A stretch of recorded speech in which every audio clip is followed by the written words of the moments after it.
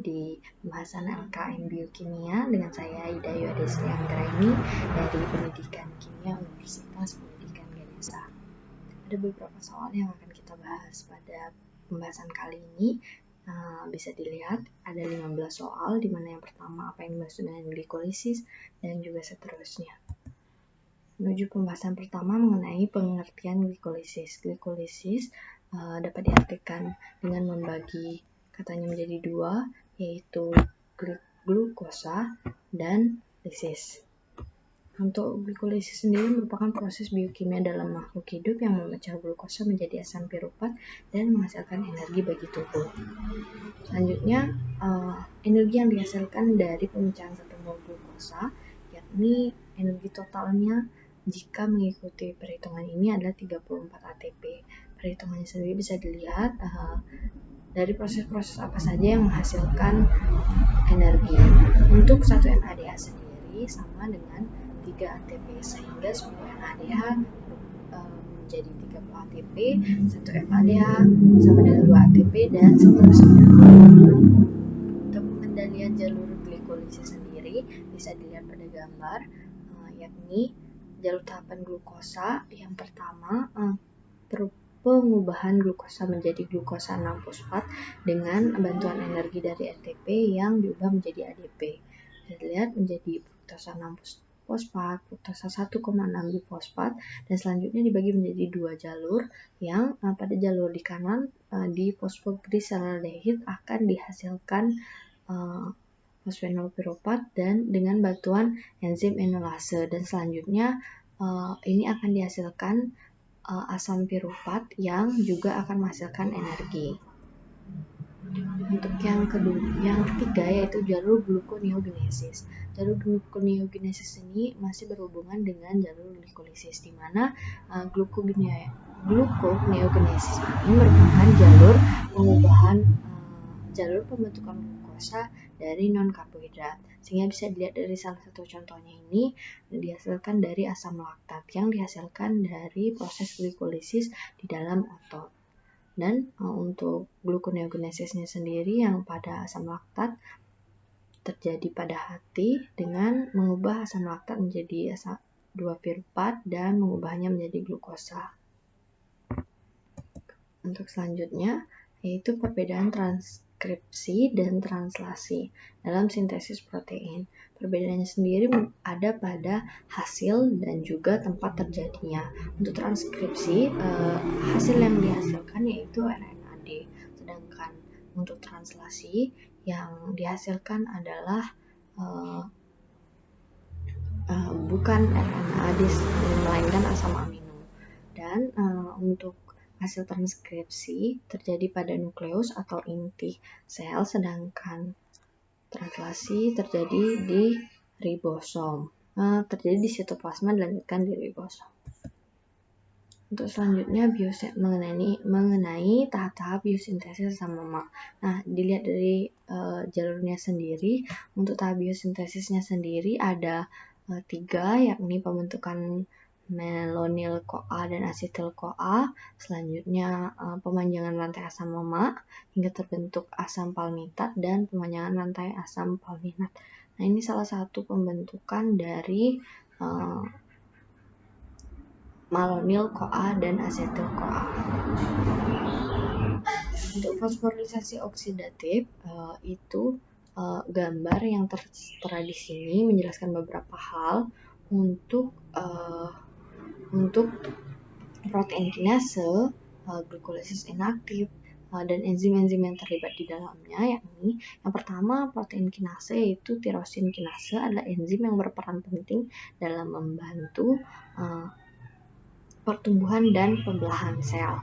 Untuk penghambat protein kinase bekerja dengan menghambat fungsi protein tirosin kinase sehingga pertumbuhan sel kanker bisa dicegah. Ini adalah salah satu fungsi dari protein kinase. Untuk yang kedua, glikolisis inaktif. Nah, kemampuan glikolisis berjalan pada kondisi anaerob memungkinkan otot bekerja penuh walaupun dengan kadar oksigen yang menurun. Misalnya dalam berlari ataupun berjalan cepat. Beberapa detik awal saat pelari mempercepat lajunya, otot akan mengendalikan jalur anaerob.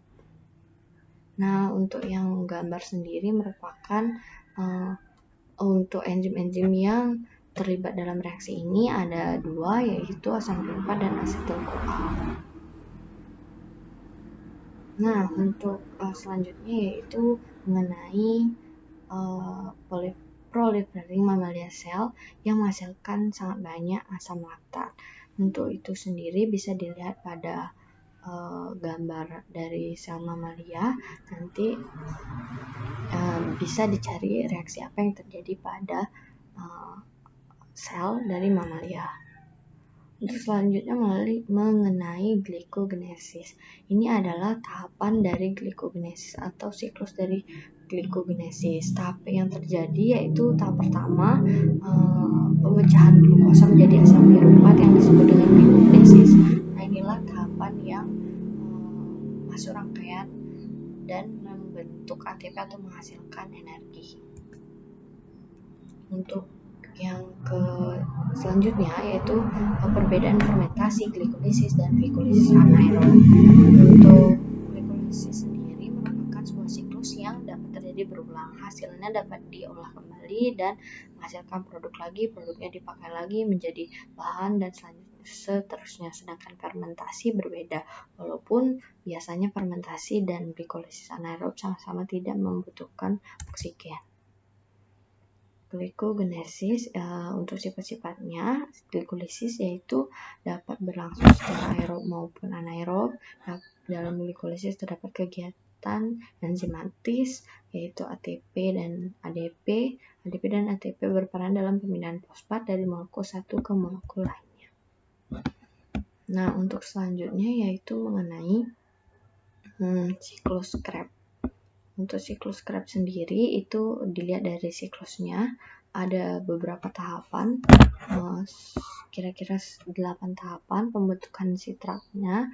Yang pertama yaitu asetil-CoA yang membentuk sitrat. Selanjutnya itu sitrat yang dihasilkan dari proses yang sebelumnya diubah menjadi isositrat. Selanjutnya diubah menjadi alfa ketoglutarat.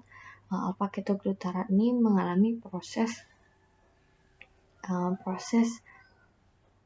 oksidasi sehingga akan menghasilkan suksinil-CoA.